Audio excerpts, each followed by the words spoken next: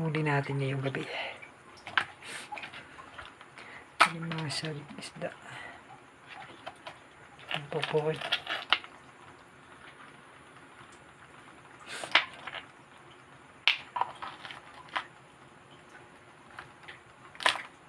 Pangbenta.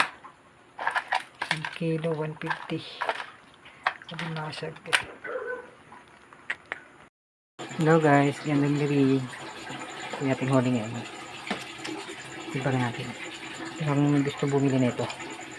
Wala, order ng kapatid. Ngayon lang nakahuli tayo. Ay.